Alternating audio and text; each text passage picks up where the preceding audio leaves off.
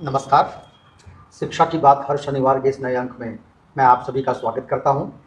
हम आज फिर शिक्षकों और बच्चों के कुछ प्रश्नों के साथ उपस्थित हैं।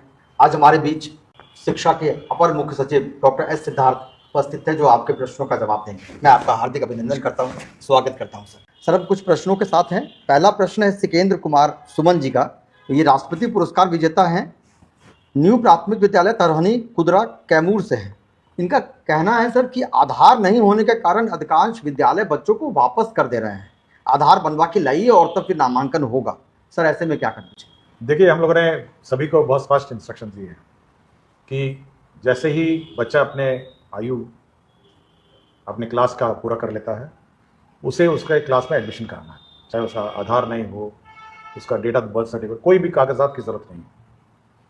नामांकन लिखवाएगा और ये टीचर और जिला प्रशासन का काम है कि उसके जो दस्तावेज है, उसका बर्थ सर्टिफिकेट है और आधार है, उसको बनवाना है। किसी भी बच्चे को स्कूल से वापस नहीं भेजना है कि उसका कोई कागजात, आवासीय प्रमाण पत्र, आधार या इवन डेट ऑफ बर्थ अगर उसका बना नहीं हो तब भी उसको वापस नहीं करना है। ये जिला प्रशासन का काम है, प्रखंड विकास पदाधिकारी हैं, पंचायत का है जी। इन लोगों का काम है कि वो अपने सभी दस्तावेज उस बच्चे का बनाए जी। हम लोगों ने समय दिया है उस कागजात बनाने का जी। लेकिन मैं सभी शिक्षकों से अनुरोध करता हूं कि ऐसे कोई भी बच्चे को वापस नहीं करें जिसका दस्तावेज अपूर्ण हो। हमारा लक्ष्य है कि 100% बच्चों का नामांकन विद्यालय में हो और ऐसा कोई भी बच्चा गांव में नहीं घूमे जो विद्यालय में नहीं पढ़ता। एक मिली भटनागर है, प्राथमिक विद्यालय हरदोई टोला बलिकट रूनी सैदपुर की। ये कहती हैं कि गुणवत्तापूर्ण शिक्षा को ध्यान में रखते हुए छोटे बच्चों की कक्षा हेतु दीक्षा जैसे ई लर्निंग प्लेटफॉर्म को बेहतर बनाने के लिए हम शिक्षक क्या कर सकते हैं? देखिए, सबसे पहले जो छोटे क्लासेस हैं जी, उसमें बच्चों को पढ़ाना सबसे कठिन काम। बिल्कुल। ये बड़े कम से कम एक अक्षर ज्ञान तो जान ही जाते हैं, गणित ज्ञान जान जाते हैं। बिल्कुल। लेकिन जो सबसे छोटा बच्चा होता है, जो क्लास 1 और क्लास 2 का बच्चा होता है, उसको पढ़ाना सबसे कठिन काम है। और जब तक आप कोई इनोवेशन और इनोवेटिव और उसके रुचिपूर्ण तरीके से उसको नहीं पढ़ाएंगे, तब तक वो बच्चा शिक्षा ज्ञान ग्रहण नहीं करेगा। तो ये जो प्लेटफॉर्म है, दीक्षा जो प्लेटफॉर्म है, इसमें सभी लोग अपने अपने एक्सपीरियंस शेयर करते हैं, अपने अपने टूल्स शेयर करते हैं और सभी हमारे टीचर्स को भी ये प्लेटफॉर्म, जो भी दीक्षा है और इसी प्रकार के बहुत सारे अन्य प्लेटफॉर्म्स हैं, जहाँ पे छोटे बच्चों के लर्निंग टूल्स को के माध्यम से उसको सिखाना चाहिए और तभी आपकी जो उस लेवल के बच्चों की गुणवत्तापूर्ण शिक्षा बनेगी। सर, एक सुहानी सिंह है, मध्य विद्यालय अमरपुरी हरनौत नालंदा की। ये कहती हैं कि सर, शिक्षा विभाग के शीर्ष अधिकारी को टीएलएम मेला में शिरकत करते हुए आश्चर्य और खुशी दोनों हुआ। हम सभी ने अपनी अपनी क्षमताओं के साथ प्रदर्शन भी किया। सर, मेला में आकर आपको कैसा लगा और इस मेले की नियति विभाग किस रूप में देख रही है? उस दिन बहुत व्यस्त था जी, लेकिन मेरी अपनी रुचि थी कि टीएलएम मेला में मैं जरूर जाऊँ और मैं किसी तरह समय निकाल के गया और मैं सारे स्टॉल गया। मेरे ख्याल से जितने भी टीएलएम थे मैं सबके स्टॉल्स गया और मुझे लगा कि जो उत्साह टीचर्स में है और जो जोश है कि बच्चों को कैसे इनोवेशन के माध्यम से पढ़ाया जाए, चाहे वो उर्दू हो, चाहे वो मैथमेटिक्स हो, चाहे वो साइंस हो, चाहे इंग्लिश हो, चाहे हिंदी हो, जो उत्साह टीचर्स में मैंने देखा जी, वो बहुत ही काबिल तारीफ है। और अगर ये उत्साह मेरे सारे जो टीचर्स हैं विभिन्न स्कूलों में जी, अगर यही उत्साह रहे जी, तो मेरा अपना मानना है कि शिक्षा व्यवस्था को मतलब शीर्ष पे पहुंचाने से कोई नहीं रोक सकता। और मैं बार बार कह रहा हूं, मैं एससीईआरटी को भी मैंने कहा कि भाई जो इन्होंने टीएलएम क्रिएट किए जी, उसको आप डॉक्यूमेंट करिए, उनके वीडियोस बनाएं और इसका प्रचार प्रसार सभी स्कूल्स में करें ताकि सभी स्कूल के जो टीचर हैं वो इसका उपयोग करें। बिल्कुल सर। और सभी भाषाओं में था, मैं बहुत ही आश्चर्य था, मतलब इवन उर्दू जैसी भाषा जी, और हिंदी, इंग्लिश, मतलब जो हम सोचते हैं कि केवल साइंस में ही टीएलएम संभव है या मैथ्स में संभव है, तो भाषाओं में भी टीएलएम मैंने देख के मुझे बहुत अच्छा लगा। और मैं सबको बधाई भी देता हूँ जो टीचर्स हैं। मैं समय ज़्यादा दे नहीं पाया उसे और मुझे दुख है कि मैं ज़्यादा समय दे नहीं पाया। मुझे लगा कि जो ज़्यादा समय मुझे देना चाहिए था, बट मैं उनके उत्साह के लिए उनको बधाई देता हूँ। और ये प्रेरणा वो सभी अपने जब जब गाँव में, स्कूलों में जाएंगे और ये भावना और ये प्रेरणा वो अपने इलाके के बाकी स्कूलों में बिखरेंगे, यही मेरी आशा है। बिल्कुल सर। सर, आप बहुत खुश भी थी, जो शिक्षक बता रहे थे कि उनके मैं बहुत खुश था, मैं बहुत खुश था और मुझे जोश देख के मैंने पहली बार मैं बिहार दिवस में भी मैंने जोश देखा, लेकिन ये तो केवल टीएलएम का जोश था। तो इस जोश को बरकरार रखें हमारे टीचर्स और और शिक्षा में, बाकी शिक्षाओं में भी ये जोश भरे। बिल्कुल। यही मेरी आशा है सभी उस दिन के टीएलएम के जो टीचर्स हैं। एक ऋतुराज जायसवाल है उत्क्रमित मध्य विद्यालय मोहनपुर समस्तीपुर के। इनका कहना है कि सर, गुणवत्तापूर्ण शिक्षा और जीवन मूल्यों पर आपका फोकस रहता है।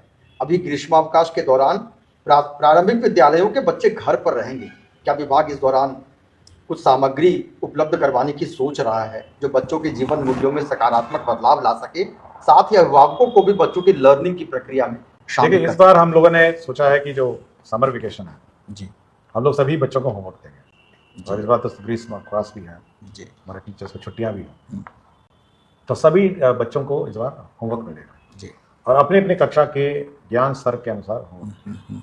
और मैंने ये कहा है कि एक बेसिकली प्रोजेक्ट बेस्ड होमवर्क होना चाहिए, जो जूनियर क्लासेस के, सीनियर क्लासेस के तो रिवीजन है, फिर मैथमेटिक्स है, इंग्लिश है, लेकिन जूनियर क्लासेस में प्रोजेक्ट बेस्ड लर्निंग है। जैसे आपके गांव में किस प्रकार के पेड़ हैं और कितने प्रकार के पत्ते हैं, तो पत्ते इकट्ठा करके लाएं। इसमें आपको कोई मतलब व्यय भी होना नहीं, या आपके गांव में कितने प्रकार के आपने चिड़ियों को स्पॉट किया, कितने प्रकार के जानवर आप देखे। तो इस प्रकार जो छोटे छोटे क्लासेस हैं उनको हम लोग प्रोजेक्ट बेस्ड लर्निंग में सहायता करेंगे। या जो सूखा है या अतिवृष्टि है, क्लाइमेट चेंज है, इस पर आप कुछ करिए, चित्र बनाइए। तो इस प्रकार के हम लोग एक्सरसाइज देंगे और आशा करेंगे कि समाज से जुड़े हुए जो वातावरण से जुड़े हुए और अपने परिवेश से जुड़े हुए जो होमवर्क हैं उस पर वो ज्यादा ध्यान। एक प्रधान शिक्षक है, मुझे लग रहा है रवि रोशन कुमार, राजकीय मध्य विद्यालय माधोपट्टी केवटी दरभंगा के हैं।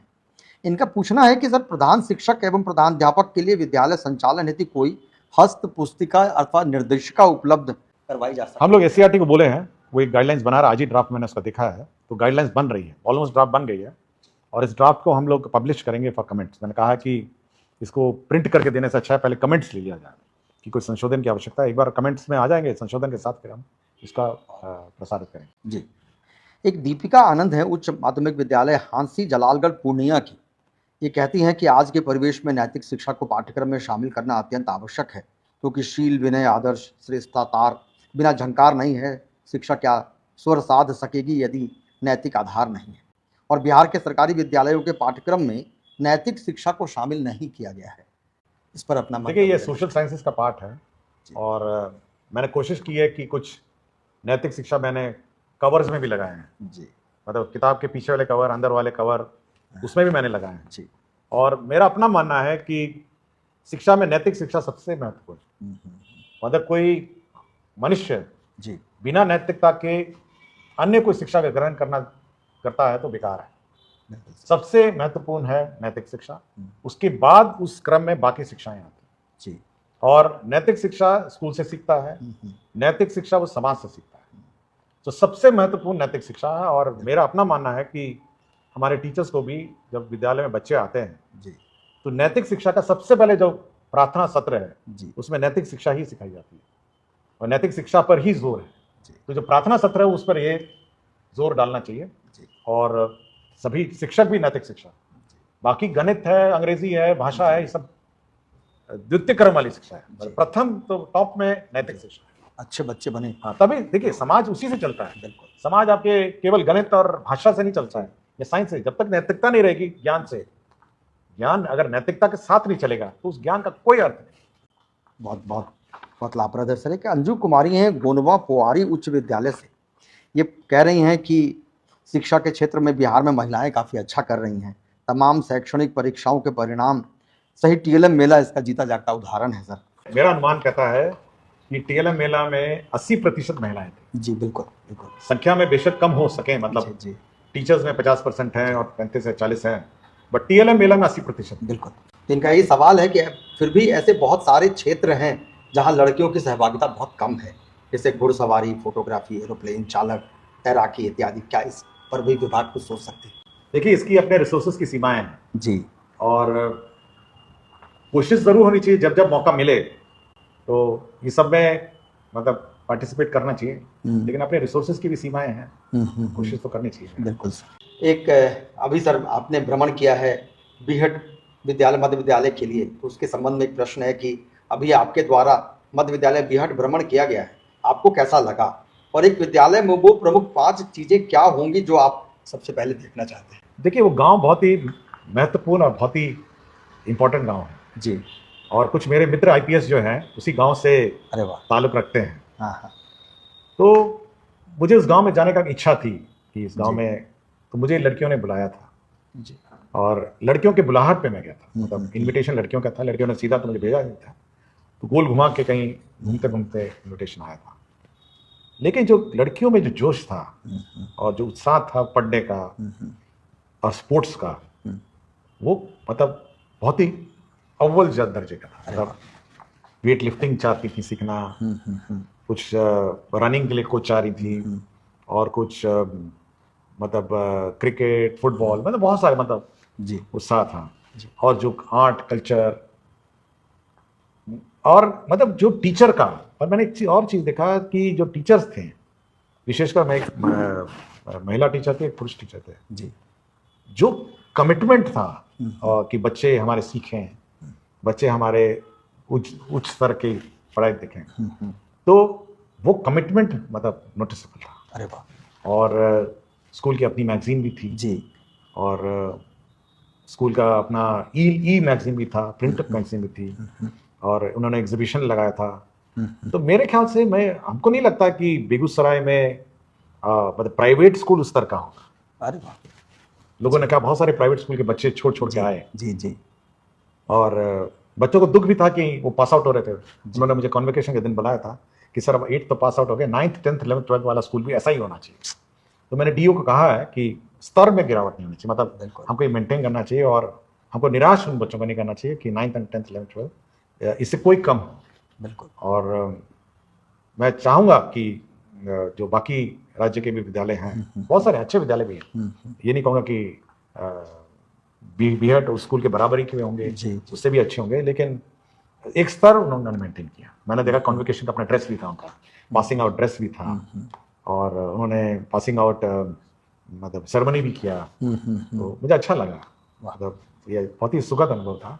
और लौट के मैंने अपने मित्रों से मैंने शेयर भी किया जो उस गांव के थे कि भाई मैं आपके गांव गया था, अच्छा लगा जी।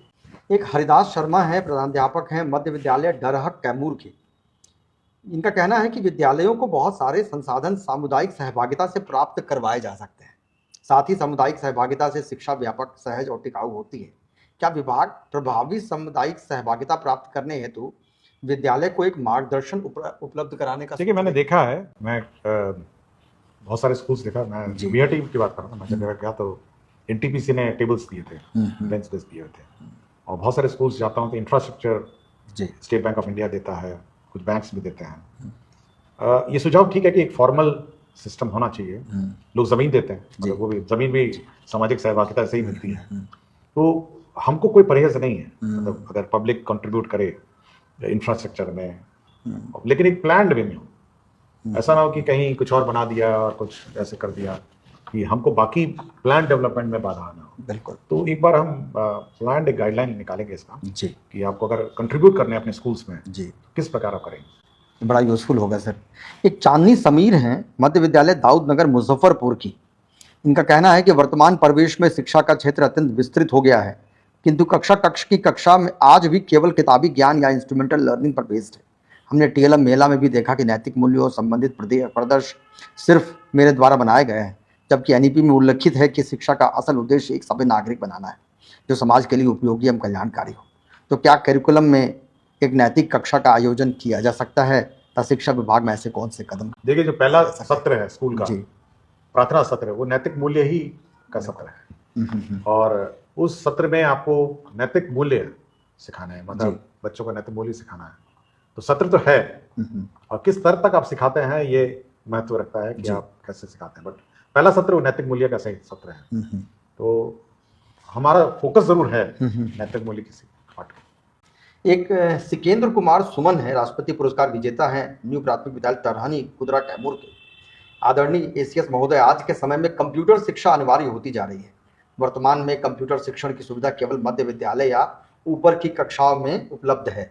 प्राथमिक स्तर के वर्ग 3 से ऊपर के बच्चों के लिए कंप्यूटर शिक्षण, देखिए अभी हम क्लास 6 से शुरू करेंगे, क्लास 6 ऑनवर्ड्स हम लोग कंप्यूटर शिक्षा शुरू कर रहे हैं कि कम से कम 6, 7, 8 जी, और 8 के बाद रेगुलर लैब्स हैं जी, 9, 10, 11, 12 है, बट 6, 7, 8 में उसी क्लास में हम लोग कर रहे हैं जी। अभी 1 से 5 का मैं भी मेरा हम लोग अभी रिसोर्स में जी इश्यूज में हैं, बट 6 से हम लोग कंपल्सरी कर रहे हैं। 1 से 5 नहीं कर रहे हैं, लेकिन उम्मीद है कि जी भविष्य में जब भी हमको अलॉटमेंट मिलेगा या रिसोर्सेज परमिट करेंगे, जब हम 6 से कंप्लीट करते हैं, फिर हम 1 से 5 तक। जी जी बहुत बहुत शुक्रिया सर, आपने सभी प्रश्नों का उत्तर दिया है। बहुत बहुत धन्यवाद आप सभी का।